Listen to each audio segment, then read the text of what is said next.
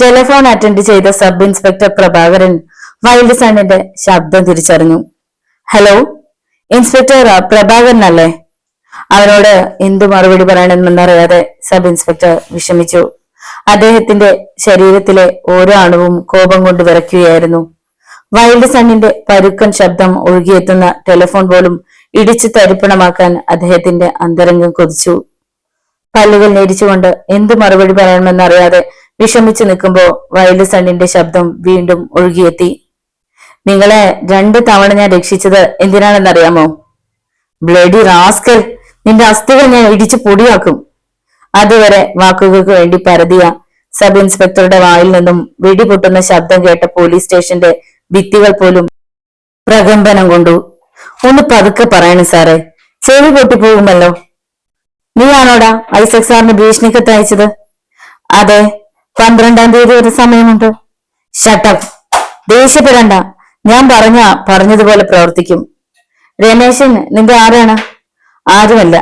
ഞാൻ ഇപ്പൊ വിളിച്ചതിന്റെ ഉദ്ദേശം എന്താണെന്നറിയാമോ? പാവപ്പെട്ട 2 ടാപ്പിംഗ് തൊഴിലാളികളെ നിങ്ങൾ ഇടിച്ച് പഞ്ചറാക്കി. അതുപോലെ രമേശിനെ ഉപദ്രവിച്ച സബ് ഇൻസ്പെക്ടർ പ്രഭാകരന്റെ ജഡം വളരെ വേഗം ജനങ്ങൾക്ക് കാണാൻ കഴിയും. രമേശൻ നിരപരാധിയാണ്. ഞാൻ അയാളെ സഹായിക്കാനായി അയാൾ പോലും അറിയാതെ എത്തിയ സഹായി മാത്രമാണ്. ചുണിയുണ്ടെങ്കിൽ എന്നെ പിടികൂടുക. നിന്നെ ഞങ്ങൾ പിടികൂടും. നീതി നടപ്പാക്കിയിട്ട് എന്നെ പിടികൂടാൻ ശ്രമിച്ചാൽ മതി. 20,000 രൂപയും പലിശയും വാങ്ങിക്കൊടുക്കാൻ കഴിയാത്ത നീതിപാലകനല്ലേ നിങ്ങൾ? പണം വാങ്ങിക്കൊടുക്കുകയില്ലെന്ന് ആര് പറഞ്ഞു? രമേശൻ ഒരു പരാതി പോലും നൽകിയിട്ടില്ല. അയാളുടെ മൊഴി പരാതിയായി സ്വീകരിച്ചാൽ മതി. Good luck. ടെലിഫോൺ ബന്ധം നിലച്ചു. സബ് ഇൻസ്പെക്ടർ റിസീവർ കാർഡിലേക്ക് എറിഞ്ഞിട്ട് അടുത്തു നിൽക്കുകയായിരുന്ന സർക്കിൾ ഇൻസ്പെക്ടർ നരേന്ദ്രന്റെ മുഖത്തേക്ക് നോക്കി. അവൻ വീണ്ടും എന്നെ ഭീഷണിപ്പെടുത്തിയിരിക്കുകയാണ് സർ. ഏതായാലും രമേശിനെ ചോദ്യം ചെയ്യാം.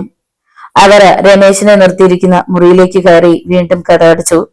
ദേഷ്യം സഹിക്കാതെ സബ് ഇൻസ്പെക്ടർ അവന്റെ മുഖം അടച്ച് ഒരടി കൊടുത്തിട്ട് ചോദിച്ചു, ആരാടാ വൈൽഡ് സൺ? എനിക്ക് അറിഞ്ഞുകൂടാ. റാസ്കൽ. സബ് ഇൻസ്പെക്ടറുടെ കൈകൾ പലതവണ ഉയർന്നു താണു. പിടിച്ചു നിൽക്കാൻ കഴിയാതെ രമേശൻ കമൽ നടിച്ച് തറയിൽ വീണു. അവന്റെ കോളറിൽ കുത്തിപ്പിടിച്ച് എഴുന്നേൽപ്പിച്ചിട്ട് ഭിത്തിയിൽ ചാരി നിർത്തിക്കൊണ്ട് അദ്ദേഹം ചോദിച്ചു, ഐസക് സാർ നിന്നോട് രൂപ വാങ്ങിയിട്ട് എത്ര നാളായി? 2 വർഷം. ഇതുവരെ നീ പോലീസിൽ പരാതിപ്പെടാതിരുന്നത് എന്തുകൊണ്ടാണ്? ഐസക് സാർ തരുമെന്ന് വിചാരിച്ചു. തരികയില്ലെന്ന് എപ്പോഴാണ് മനസ്സിലായത്? ഇപ്പോഴും തിരികെ കിട്ടുമെന്നാണ് എന്റെ വിശ്വാസം. എന്നിട്ടാണോ വൈൽഡ് സണ്ണിനെ നീ വാടകയ്ക്ക് എടുത്തത്? വൈൽഡ് സൺ ആരാണെന്ന് എനിക്ക് അറിയില്ല.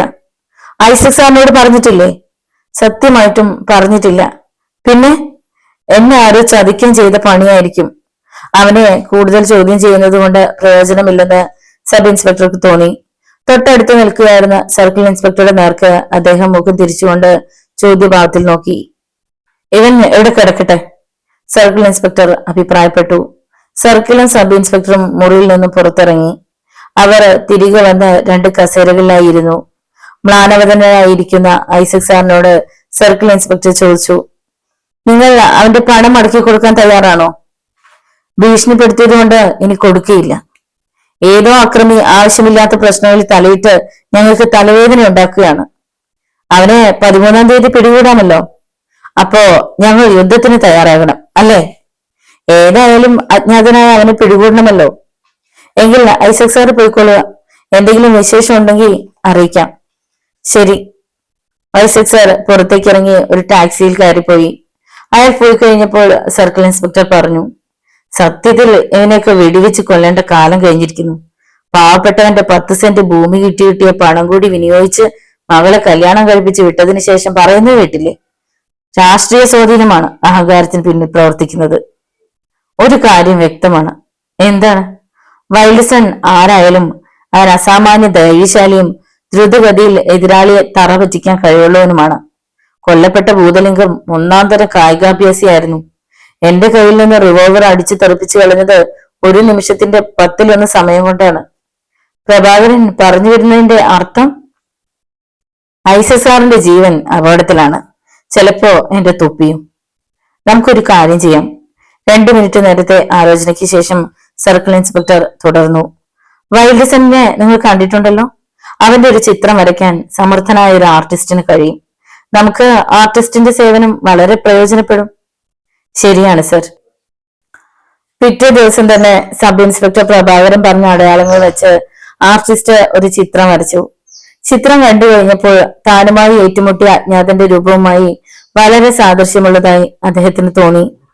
അതേ ചിത്രം തന്നെ കറുത്ത കണ്ണടയും തൊപ്പിയും ഇല്ലാതെ വരയ്ക്കുവാൻ സർക്കിൾ ഇൻസ്പെക്ടർ ആവശ്യപ്പെട്ടു. ചിത്രകാരൻ അദ്ദേഹം പറഞ്ഞതുപോലെ മറ്റൊരു ചിത്രം കൂടി വരച്ചു.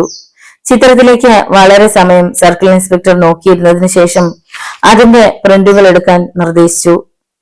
എല്ലാ പോലീസ് സ്റ്റേഷനുകളിലേക്കും 2 ചിത്രങ്ങൾ വീതം പരിശോധനയ്ക്കായി അയച്ചു. ആശുപത്രിയിൽ കഴിയുന്ന ഫ്രാൻസിസ് മുതലാളിയെയും ചിത്രം കാണിച്ചു. അയാളും അക്രമിയുടെ ചിത്രം തിരിച്ചറിഞ്ഞു. പത്രങ്ങളിൽ പരസ്യം കൊടുത്തു. 4 ദിവസങ്ങൾ കഴിഞ്ഞിട്ടും യാതൊരു വിവരവും ലഭിച്ചില്ല. 5ാം ദിവസം സർക്കിൾ ഇൻസ്പെക്ടർ നരേന്ദ്രന് ഒരു ഫോൺ കോൾ എത്തി. Good morning sir. Good morning. CI Narendran holding. സാറേ, രമേശിനെ മോചിപ്പിച്ചില്ലെങ്കിൽ ഐസക് സാറിന് മുമ്പ് സബ് ഇൻസ്പെക്ടർ മരിക്കും. നിങ്ങൾ ആരാണ്? വൈൽസൺ. ടെലിഫോൺ ബന്ധം പെട്ടെന്ന് നിലച്ചു. ഉടൻ തന്നെ ടെലിഫോൺ എക്സ്ചേഞ്ചിലേക്ക് അദ്ദേഹം ഫോൺ ചെയ്തു. തന്റെ ഫോണുമായി ഇപ്പോൾ ബന്ധപ്പെട്ട നമ്പർ ഏതായിരുന്നുവെന്ന് അന്വേഷിച്ചുവെങ്കിലും ഓട്ടോമാറ്റിക് സിസ്റ്റം ആയതിനാൽ അറിഞ്ഞുകൂടായിരുന്നു. നിരാശയോടെ അദ്ദേഹം റിസീവർ കാർഡിൽ വെച്ചു. ഡിവൈഎസ്പിയുടെ അംബാസഡർ കാർ ഓഫീസിന്റെ മുമ്പിൽ വന്നു നിന്നു. ഡിവൈഎസ്പി ചെറിയാൻ കാറിൽ നിന്നും ഇറങ്ങി. ധൃതിയിൽ ഓഫീസിലേക്ക് കയറി ചെന്നു. സർക്കിൾ ഇൻസ്പെക്ടർ പെട്ടെന്ന് ചാടി എണീറ്റ് അദ്ദേഹത്തെ സല്യൂട്ട് ചെയ്തിട്ട് ഇരിക്കാൻ ഭവ്യതയോട് പറഞ്ഞു. രാത്രിയിൽ ജനങ്ങളെ ഭീഷണിപ്പെടുത്തുന്ന ആ കൊലയാളിയെ ഇതുവരെ അറസ്റ്റ് ചെയ്തില്ലേ? ഇല്ല സർ. നോൺസെൻസ്. നിങ്ങൾക്ക് എന്ത് ചെയ്യാണ്? അവനെ എത്രയും വേഗം പിടികൂടണമെന്ന് ആവശ്യപ്പെട്ടുകൊണ്ട് രാഷ്ട്രീയ സമ്മർദ്ദങ്ങൾ തുടങ്ങി. ഭരണകക്ഷിയിലെ ഒരു നേതാവിനെയാണ് അവൻ ഇപ്പോൾ ഭീഷണിപ്പെടുത്തിയിരിക്കുന്നത്. നിങ്ങൾ അയാളെ മൈൻഡ് ചെയ്തിട്ടില്ലെന്നാണ് മറ്റൊരു പരാതി. പരാതി സ്വീകരിച്ച് അന്വേഷണവും തുടങ്ങി. എന്നാൽ വൈൽഡ് സൺ എന്ന കൊലയാളിയേക്കാൾ അക്രമിയാണ് ഈ രാഷ്ട്രീയക്കാരൻ. അതെന്താ? അയാൾ വാങ്ങിയ 20,000 രൂപ ചൊല്ലിയാണ് പ്രശ്നമുണ്ടായത്. പണം വാങ്ങിയിട്ടുണ്ടെന്ന് അയാൾ സമ്മതിക്കുന്നുണ്ട്. എന്നാ മടക്കി കൊടുക്കുകയില്ലെന്നാണ് പറയുന്നത്. ആരോടാണ് പണം വാങ്ങിയത്? ഒരു കൂലിപ്പണിക്കാരനോട്. അയാൾ കിടപ്പാടം വിറ്റ പണമാണ്. അവനെവിടെ? ലോക്കപ്പിലുണ്ട്. അവനെ ചോദ്യം ചെയ്താൽ വൈൽഡ് സൺ ആരാണെന്ന് മനസ്സിലാകും. ഇല്ല സർ. വൈൽഡ് സൺ സ്വന്തം റിസ്കിലാണ് കാര്യങ്ങൾ ഏറ്റെടുക്കുന്നത്. ഫ്രാൻസിസ് മുതലാളിയുടെ കയ്യിൽ നിന്ന് പെണ്ണിനെ രക്ഷിച്ചതും അവൻ തന്നെയായിരുന്നു. എന്നാൽ അവർക്കും ഈ അജ്ഞാതനെ പറ്റി അറിഞ്ഞുകൂടാ. 13-ാം തീയതി പണം കൊടുത്തില്ലെങ്കിൽ രാഷ്ട്രീയക്കാരനെ കൊന്നുകളയുമെന്നാണ് ഭീഷണിപ്പെടുത്തിയിരിക്കുന്നത്. സബ് ഇൻസ്പെക്ടറെയും ഭീഷണിപ്പെടുത്തിയിട്ടുണ്ട്. ഡിവൈഎസ്പി തന്റെ വാച്ചിലേക്ക് നോക്കി. ഇന്ന് 9-ാണ് തീയതി. ഇനി വെറും 3 ദിവസം മാത്രം. ഐസക്കിനെ നിരീക്ഷിക്കുന്നുണ്ടോ? ഉണ്ട്. 8 CID-കൾ രംഗത്തുണ്ട്. വരൂ, നമുക്ക് പോലീസ് സ്റ്റേഷനിലേക്ക് പോകാം. അവൻ പോലീസ് സ്റ്റേഷനിൽ പാഞ്ഞെത്തി. രമേശിനെ ഡിവൈഎസ്പി ചെറിയാൻ വളരെ സമയം ചോദ്യം ചെയ്തിട്ട് വീണ്ടും ലോക്കപ്പിൽ അടച്ചു. ഒരു പകൽ കൂടി അവസാനിച്ചു. 10-ാം തീയതി രാവിലെ സ്റ്റേഷനിൽ എത്തിയ സബ് ഇൻസ്പെക്ടർക്ക് ഒരു ടെലിഫോൺ സന്ദേശം ലഭിച്ചു. റിസീവർ ക്ലാഡിൽ വെച്ചിട്ട് അദ്ദേഹം പുഞ്ചിരിച്ചുകൊണ്ട് കസേരയിൽ നിന്നും എഴുന്നേറ്റു. ദുരൂഹത നിറഞ്ഞ ഒരു സംഭവത്തിന്റെ ആരംഭമായിരുന്നു അത്. സബ് ഇൻസ്പെക്ടർ പ്രഭാകരൻ വേഷപ്രച്ഛന്നനായി ഹോട്ടൽ സാറ്റലൈറ്റിൽ എത്രയും വേഗം എത്തുകയാണെങ്കിൽ വൈൽഡ് സണ്ണിനെ കാണിച്ചു കൊടുക്കാമെന്നായിരുന്നു ടെലിഫോൺ സന്ദേശം. വൈൽഡ് സണ്ണിന് സംശയം തോന്നിയാൽ അപകടമാണെന്നും മറ്റും സൂചിപ്പിച്ചതിനു ശേഷം ഫോൺ കോൾ രഹസ്യമായിരിക്കണമെന്നും തങ്ങളുടെ ഹോട്ടലിന് ദുഷ്പേരുണ്ടാക്കരുതെന്നും പറഞ്ഞിട്ട് ഫോൺ വെച്ചു. ഫോൺ ചെയ്തത് ആരായിരിക്കുമെന്ന് സബ് ഇൻസ്പെക്ടർ ഊഹിച്ചു. സാറ്റലൈറ്റ് ഹോട്ടലിലെ ഏതോ ഉയർന്ന ഉദ്യോഗസ്ഥനാണ്. സാധാരണ ജീവനക്കാരനാണെങ്കിൽ ഹോട്ടലിലെ ദുഷ്പേരിനെ പറ്റി ചിന്തിക്കാൻ വഴിയില്ല. വൈൽഡ് സണ്ണിനെ ഫോളോ ചെയ്ത് കീഴടക്കാൻ കഴിഞ്ഞാൽ അതിന്റെ മെറിറ്റ് തനിക്ക് മാത്രമുള്ളതായിരിക്കുമെന്ന് സബ് ഇൻസ്പെക്ടർ പ്രഭാകരൻ വിചാരിച്ചു. വേഷപ്രച്ഛന്നനായി ഹോട്ടലിലേക്ക് പോകാൻ തന്നെ അദ്ദേഹം തീരുമാനിച്ചു. ഹെഡ് കോൺസ്റ്റബിളിനോട് മാത്രം വളരെ രഹസ്യമായി വിവരം ധരിപ്പിച്ചിട്ട് അദ്ദേഹം പുറത്തിറങ്ങി. ക്വാർട്ടേഴ്സിൽ ചെന്ന് ഗദർ ജുബയും മുണ്ടും ധരിച്ചു. ഹെയർ സ്റ്റൈൽ മാറ്റി. കുടയും ഡയറിയും എടുത്തുകൊണ്ട് ഒരു രാഷ്ട്രീയ നേതാവിനെ പോലെ ഹോട്ടൽ സാറ്റലൈറ്റിന്റെ പോർച്ചിൽ ടാക്സിയിൽ ഇറങ്ങി. ഡ്രൈവർക്ക് കൂലി കൊടുത്തതിനു ശേഷം ഹോട്ടലിലേക്ക് അദ്ദേഹം കയറി ചെന്നു. അപ്പോഴാണ് മറ്റൊരു സംശയം അദ്ദേഹത്തിന്റെ മനസ്സിൽ ഉദിച്ചത്. ഫോൺ ചെയ്തവൻ തന്നെ തിരിച്ചറിഞ്ഞില്ലെങ്കിൽ വൈൽഡ് സണ്ണിനെ എങ്ങനെ കണ്ടുപിടിക്കും? ഏതായാലും അല്പസമയം ലോബിയിൽ ഇരിക്കാമെന്ന് കരുതി സെറ്റിയുടെ അടുത്തേക്ക് നടക്കാൻ തുടങ്ങിയപ്പോഴാണ് റിസപ്ഷൻ കൗണ്ടറിന് അടുത്ത് നിന്ന ഒരു ചെറുപ്പക്കാരൻ പിന്നാലെ ചെന്ന് സബ് ഇൻസ്പെക്ടറെ വീടിൽ തൊട്ട് വിളിച്ചത്. പെട്ടെന്ന് സബ് ഇൻസ്പെക്ടർ നിന്നു. SI സാറല്ലേ? ചെറുപ്പക്കാരൻ പതിഞ്ഞ ശബ്ദത്തിൽ ചോദിച്ചു. അതെ, ഞാനാണ് ഫോൺ ചെയ്തത്. അദ്ദേഹം ചെറുപ്പക്കാരനെ സൂക്ഷിച്ചു നോക്കി. തടിച്ച ഫ്രെയിമുള്ള കണ്ണടയും കുറ്റി താടിയുമുള്ള അവൻ ഹോട്ടൽ ജീവനക്കാരനാണെന്ന് ഒറ്റ നോട്ടത്തിൽ തന്നെ അദ്ദേഹത്തിന് മനസ്സിലായി. വെള്ള ടെറിക്കോട്ടൺ ഷർട്ടും ചുവന്ന നെക്ടൈയും കറുത്ത പാൻസും ഷൂസുമായിരുന്നു അവന്റെ വേഷം. നിങ്ങൾ ഇവിടുത്തെ ജീവനക്കാരനാണോ? അതെ, സ്റ്റുവേർഡാണ്. എന്റെ പേര് റഹീം. സാർ വരൂ. റഹീം റിസപ്ഷനിൽ ചെന്ന് താക്കോൽ വാങ്ങിക്കൊണ്ട് ലിഫ്റ്റിനടുത്തേക്ക് നടന്നു. സബ് ഇൻസ്പെക്ടർ അവനെ അനുഗമിച്ചു. ലിഫ്റ്റിൽ കയറി അവർ 4ാം നിലയിലെത്തി. 42 നമ്പർ മുറി തുറക്കുന്നതിനിടയ്ക്ക് സ്റ്റുവേർഡ് റഹീം പറഞ്ഞു, പത്രത്തിൽ കൊടുത്തിരുന്ന പരസ്യം ഞാൻ സശ്രദ്ധം നോക്കി മനസ്സിലാക്കി. ഹോട്ടലിൽ എത്തുന്ന ഓരോരുത്തരെയും ഞാൻ ശ്രദ്ധിക്കാറുണ്ടായിരുന്നു. വൈൽഡ് സണ്ണിനെ പിടികൂടാൻ ഞാൻ കൂടി സഹായിച്ചെന്ന് പത്രക്കാരോട് സാറ് പറയണം. Of course. എന്നിട്ട് വേണം എന്റെ സഹപ്രവർത്തകരുടെ മുന്നിൽ ഒന്ന് ഷൈൻ ചെയ്യാൻ. അവൻ വാതിൽ തുറന്നു. രണ്ടുപേരും മുറിക്കുള്ളിൽ പ്രവേശിച്ചു. റഹീം വാതിൽ അടിച്ചു പൂട്ടിയതിനു ശേഷം പതിഞ്ഞ ശബ്ദത്തിൽ പറഞ്ഞു, 43ാം നമ്പർ മുറിയിൽ അവൻ എത്തിയിട്ട് 3 ദിവസമായി. പകൽ അവൻ പുറത്തേക്ക് ഇറങ്ങാറില്ല. റൂം ബോയ് എല്ലാ സാധനങ്ങളും മുറിയിൽ കൊണ്ടുപോയി കൊടുക്കുകയാണ്. അവനെ കാണാൻ എന്താണ് മാർഗം? കാണിച്ചു തരാം. അതിനുള്ള പദ്ധതികൾ ആസൂത്രണം ചെയ്തിട്ടാണ് ഞാൻ സാറിന് ഫോൺ ചെയ്തത്. അടുത്ത മുറി കാണാനായി ഒരു പിൻഹോൾ ഉണ്ട്. സ്റ്റുവേർഡ് കസേരയിൽ നിന്നും എഴുന്നേറ്റ് ഭിത്തിയോട് ചേർത്തിട്ടിരിക്കുന്ന ടീപ്പോയുടെ മുകളിൽ നിന്നും കറുത്ത കണ്ണടിയും തൊപ്പിയും ധരിച്ചുകൊണ്ട് തിരിഞ്ഞു നിന്നു. അടുത്ത നിമിഷം സബ് ഇൻസ്പെക്ടർ പ്രഭാകരന്റെ മസ്തിഷ്കത്തിൽ കൂടി ഒരു കൊള്ളുമീൻ പാഞ്ഞുപോയി. സ്റ്റുവേർഡിന്റെ മുഖത്ത് കുറ്റി താടിയും കറുത്ത കണ്ണടിയും. ഇവൻ വൈൽഡ്സൺ. സബ് ഇൻസ്പെക്ടറുടെ ചുണ്ടുകൾ പെറുപെറുത്തു. സാറെന്താണ് ഇങ്ങനെ വീഴ്ചിരിക്കുന്നത്? നിങ്ങൾക്ക് ആ മനുഷ്യനുമായി വളരെ സാമ്യമുണ്ട്. ഇപ്പോഴോ? അവൻ കറുത്ത തൊപ്പുകൂടെ എടുത്ത് ധരിച്ചു. Sub inspector അതിഭയങ്കരമായി നടുങ്ങി. സ്റ്റുവാർഡിന്റെ 2 കൈകളിലും റിവോൾവർ. സബ് ഇൻസ്പെക്ടർ മിന്നൽ വേഗത്തിൽ റിവോൾവർ വലിച്ചെടുത്തു. റിവോൾവർ താഴെയിടൂ, വൈൽഡ്സൺ ആജ്ഞാപിച്ചു. സബ് ഇൻസ്പെക്ടർ അനുസരിച്ചു. ഒരാക്രമണം നടത്താനുള്ള തന്റെ ഇടം അദ്ദേഹത്തിനില്ലായിരുന്നു. വൈൽഡ്സൺ 2-3 ചുവട് മുമ്പോട്ട് അടുത്തു നിന്നുകൊണ്ട് പരുക്കൻ ശബ്ദത്തിൽ ചോദിച്ചു, രമേശൻ എവിടെ? എന്ത്? നീതി ജയിലറയിലും അനീതി പുറത്തുമാണിപ്പോ. ഹേ മിസ്റ്റർ, നിങ്ങൾ നിയമം കയ്യിലെടുക്കരുത്. എന്നെ ഉപദേശിക്കണ്ട. രമേശൻ എവിടെയാണെന്ന് പറയൂ. ലോക്കപ്പിലുണ്ട്. അവനെ കബളിപ്പിച്ച ഐസക് സാറോ? പറയൂ. എനിക്ക് അറിഞ്ഞുകൂടാ. അയാൾ ലോക്കപ്പിലുണ്ടോ? ഇല്ല. അതാണ് ഞാൻ നേരത്തെ പറഞ്ഞത്. പണവും സ്വാധീനമുള്ളവർ നിയമത്തിന് അതീതരാണ്. രമേശനെ വിടാൻ ഞാൻ ഫോൺ ചെയ്ത് പറഞ്ഞില്ലേ? പറഞ്ഞു. എന്നിട്ട് എന്താണ് അവനെ വിടാതിരുന്നത്? അത് സബ് ഇൻസ്പെക്ടർ മറുപടി പറയാൻ കഴിയാതെ വിഷമിച്ചു. നിങ്ങൾ എന്തിനാണ് അവനെ ക്രൂരമായി മർദ്ദിച്ചത്? സത്യം മനസ്സിലാക്കാൻ. ഐസക് സാറിനെ മർദ്ദിച്ചോ? ഇൻസ്പെക്ടർ, നിങ്ങളുടെ മൗനം ഭരണത്തിലേക്കുള്ള വാതിൽ തുറന്നുകൊണ്ടിരിക്കുകയാണ്. 2 പ്രാവശ്യം നിങ്ങളെ ഞാൻ വെറുതെ വിട്ടു. സത്യസന്ധനായ ഒരു പോലീസ് ഓഫീസർ നിങ്ങളിലുണ്ടോ എന്ന് ഞാൻ പരീക്ഷിക്കുകയായിരുന്നു. ഞാൻ രമേശിനെ മോചിപ്പിക്കാം. വേണ്ട. വൈൽഡ്സണിനെ പിടികൂടിയാണ് നിങ്ങളുടെ ലക്ഷ്യം. ഐസക് സാറിനെ പിടികൂടാൻ എത്തുന്ന എന്നെ അടവിൽ വീഴ്ത്താനുള്ള ശ്രമം നല്ലതല്ല. എനിക്ക് ജന്മം നൽകിയത് അനീതിയും അനീതിക്ക് കൂട്ടുനിൽക്കുന്ന നീതിപാലകരുമാണ്. ഗുരുതരമായ കുറ്റം ചെയ്ത ഐസക് സാറും ഫ്രാൻസിസ് മുതലാളിയും സമൂഹത്തിൽ മാന്യമാരായി കഴിയുകയല്ലേ? അതെ. പരലോകത്തൊരു ജീവിതമുണ്ടെങ്കിൽ അവിടെ വെച്ച് ഐസക് സാറിന്റെ പ്രീതി നിങ്ങൾക്ക് സമ്പാദിക്കാം. വൈൽഡ്സണിന്റെ റിവോൾവർ സബ് ഇൻസ്പെക്ടറുടെ ഇടതു നെഞ്ചിന് നേർക്ക് ചൂണ്ടി. എന്നെ കൊല്ലരുത്. നിങ്ങളെ കൊല്ലാതെ യുദ്ധം ആരംഭിക്കുകയില്ല. വൈൽഡ്സൺ അക്രമിയുടെയും കരിഞ്ചന്തക്കാരുടെയും മനസ്സിൽ ഭൂകമ്പം സൃഷ്ടിക്കണം. ഞാൻ രമേശിനെ മോചിപ്പിക്കാം. പകരം ഐസക് സാറിന്റെ പേരിൽ നടപടിയെടുക്കാം. വേണ്ട. രമേശിനെ മോചിപ്പിക്കാൻ എനിക്ക് കഴിയും. ഞാനൊരു തെറ്റും ചെയ്തിട്ടില്ല. മേലുദ്യോഗസ്ഥന്മാർ പറയുന്നത് അനുസരിക്കാൻ മാത്രമേ എനിക്ക് കഴിയുകയുള്ളല്ലോ. മേലുദ്യോഗസ്ഥനെ കുത്തിപ്പൊക്കിയത് നിങ്ങളാണ്. ഒരു പ്രതിയെ പറ്റി കൂടുതൽ അറിയാവുന്നത് നിങ്ങൾക്കാണ്. രമേശൻ പ്രതിയില്ലെന്ന് എനിക്കറിയാം. സത്യമാണല്ലോ? അതെ. ഇനി ഒരു നിമിഷം പോലും നിങ്ങൾ ജീവിച്ചിരിക്കാൻ പാടില്ല. അടുത്ത നിമിഷം വൈൽഡ്സണിന്റെ റിവോൾവർ തീ തുപ്പി. സബ് ഇൻസ്പെക്ടർ പ്രഭാകരന്റെ ഇടതു നെഞ്ചിൽ നിന്നും ചുടുരക്തം പുറത്തേക്ക് ചീറ്റി. വലതുകൈയിൽ നെഞ്ചിൽ അമർത്തിപ്പിടിച്ചുകൊണ്ട് പിടഞ്ഞെണീക്കാൻ ശ്രമിച്ച അദ്ദേഹം കുഴഞ്ഞു താഴെ വീണ് കിടന്ന് ഒന്ന് പിടഞ്ഞു. വയലിസൺ പെട്ടെന്ന് ഡ്രസ്സ് മാറി പൈജാമയും കുർത്തയും ധരിച്ചു. കറുത്ത കണ്ണടിയും തൊപ്പിയും റിവോൾവറും ബാഗിനുള്ളിൽ നിക്ഷേപിച്ചിട്ട് വാതിൽ തുറന്ന് പുറത്തേക്ക് കുതിച്ചു.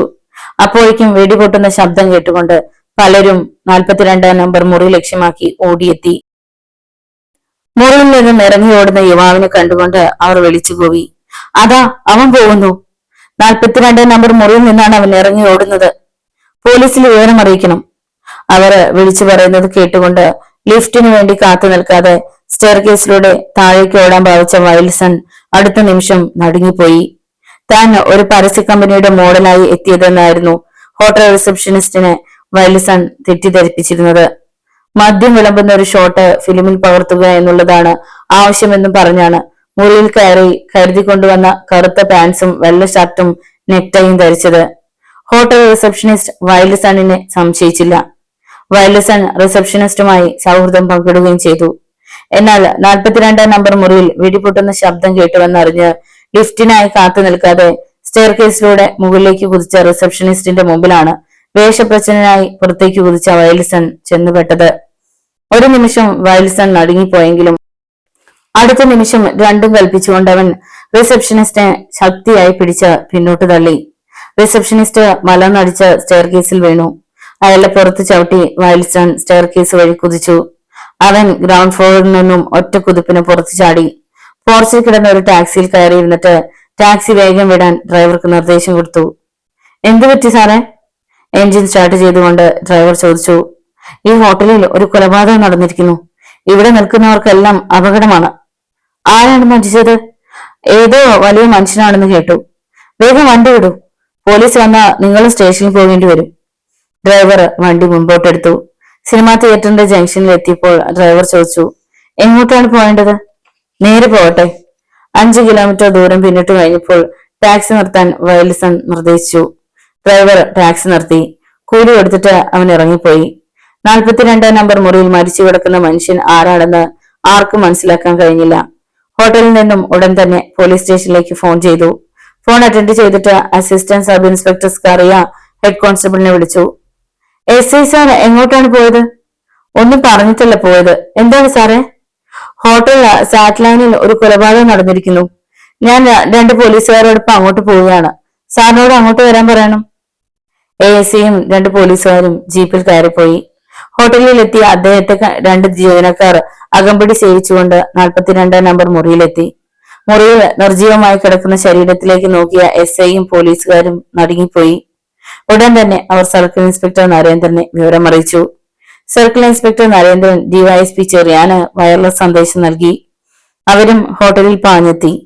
ഹോട്ടൽ ജീവനക്കാരെയും ഹോട്ടലിൽ അവശേഷിച്ചിരിക്കുന്ന പൊതുജനങ്ങളെയും ഉദ്യോഗസ്ഥന്മാർ ചോദ്യം ചെയ്തു. റിസപ്ഷനിസ്റ്റിന് മാത്രമേ എന്തെങ്കിലും വിവരം പറയാൻ കഴിയുമായിരുന്നുള്ളൂ.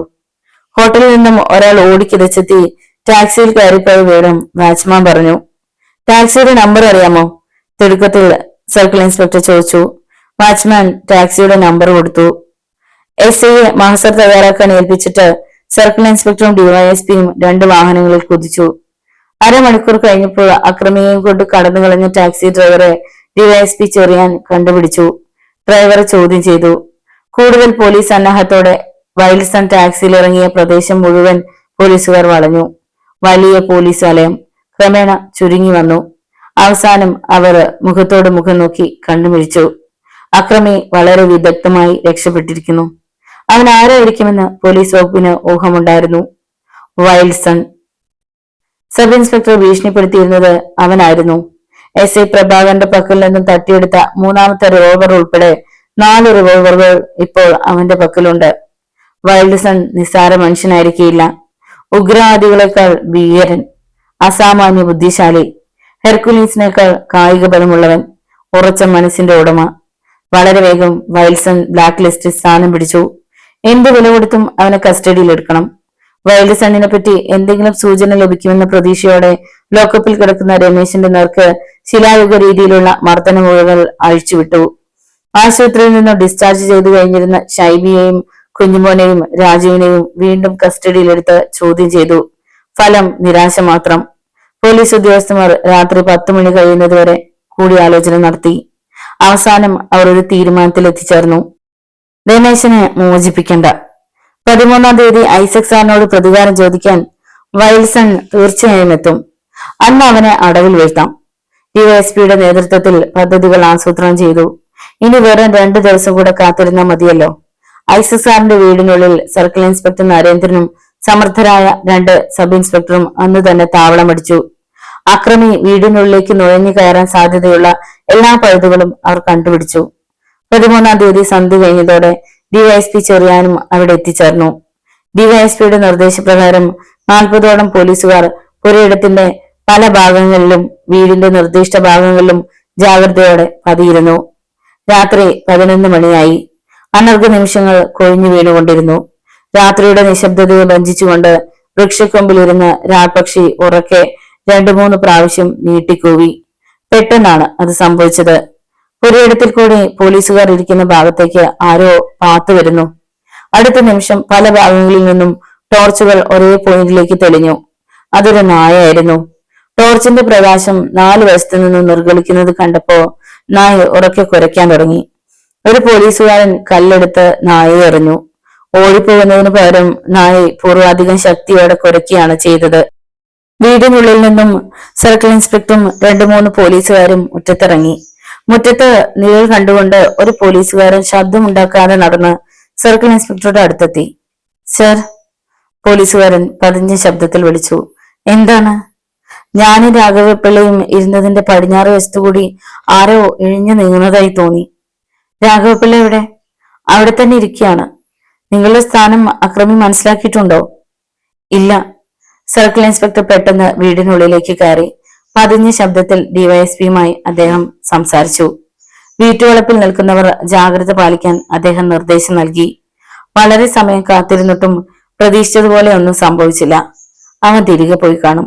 ആരോ അഭിപ്രായപ്പെട്ടു. നായ ഓടിയെത്തിയതാണ് കുഴപ്പമുണ്ടാക്കിയത്.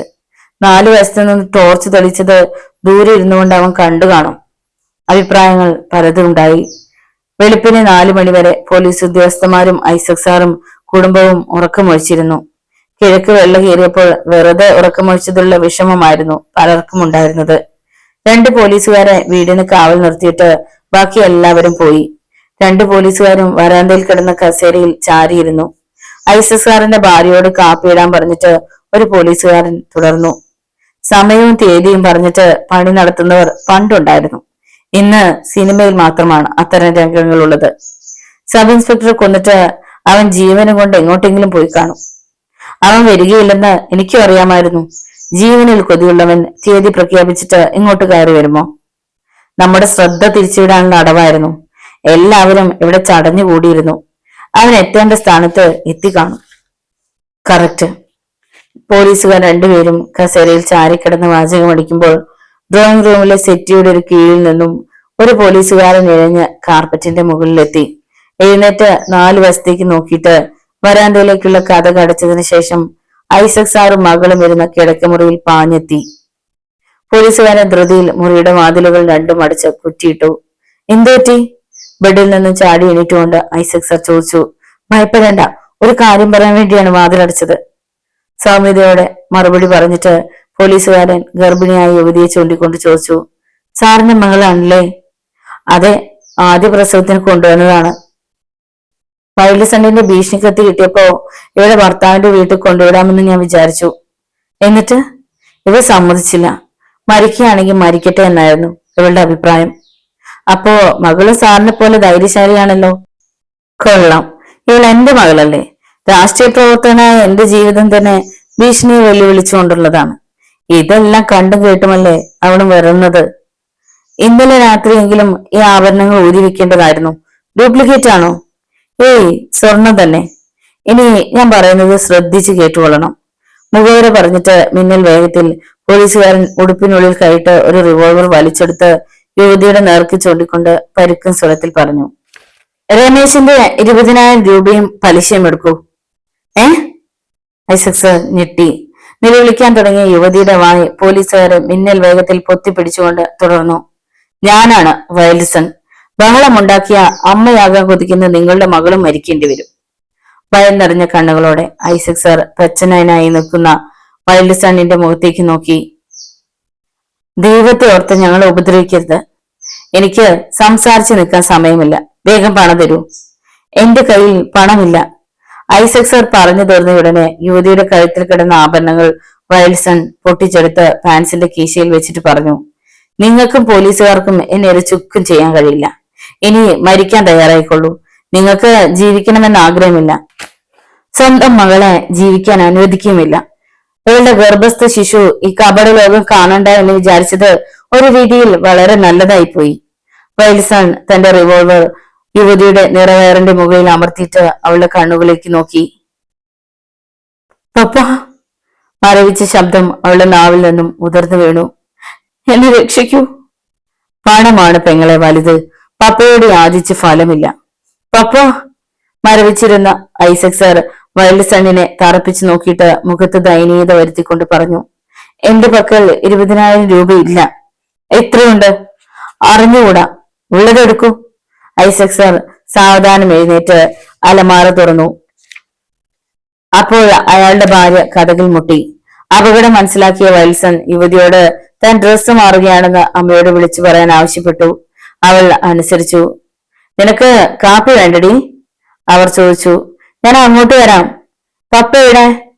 അവൾ മറുപടി പറയാതെ വത്സലിന്റെ മുഖത്തേക്ക് നോക്കി. കുളിമുറി പോയെന്ന് പറയും. പപ്പ കുളിമുറി പോയി മമ്മി. കട്ടം കുടിക്കാതെ പോവുക പതിവില്ലല്ലോ. അവർ വരാന്തയിലിരുന്ന് ഉറക്കം തൂകുന്ന പോലീസുകാരുടെ അടുത്തേക്ക് കാപ്പിയുമായി പോയി. ഐസക് സർ അലമാരയിൽ നിന്നും 100 രൂപയുടെ ഒരു കെട്ടെടുത്ത് വത്സണിന്റെ കയ്യിൽ കൊടുത്തു. ഇനിയില്ലേ? ഇല്ല. വത്സൺ ഐസക് സാറിനെ പിടിച്ചു മാറ്റിയിട്ട് അലമാരയുടെ പണപ്പെട്ടിയിലേക്ക് നോക്കി. കോപം അടക്കാനാവാതെ ഐസക് സാറിന്റെ കരണത്ത് 2 അടി കൊടുത്തിട്ട് 100 രൂപയുടെ 3 കെട്ടുകൾ കൂടി അവന് കൈവശപ്പെടുത്തിയിട്ട് പോക്കറ്റിൽ നിന്നും ആഭരണങ്ങൾ എടുത്ത് യുവതിയുടെ മടിയിലേക്ക് എറിഞ്ഞു കൊടുത്തതിനു ശേഷം പറഞ്ഞു, എന്റെ കൂടെ പുറത്തേക്ക് വരൂ. പോലീസുകാർക്ക് എന്തെങ്കിലും സൂചന നൽകിയാ ഞാൻ പുകച്ചു കളയും. സബ് ഇൻസ്പെക്ടറുടെ അനുഭവം മറക്കരുത്. അടുക്കളയിലേക്കുള്ള വാതിൽ തുറന്നിട്ട് ഐസക് സാറിനോട് വെളിയിലേക്ക് ഇറങ്ങാൻ അവൻ ആവശ്യപ്പെട്ടു. ഐസക് സാർ അടുക്കളയിലേക്ക് ഇറങ്ങി. അയാളുടെ പിന്നാലെ വൈൽസൺ നടന്നു.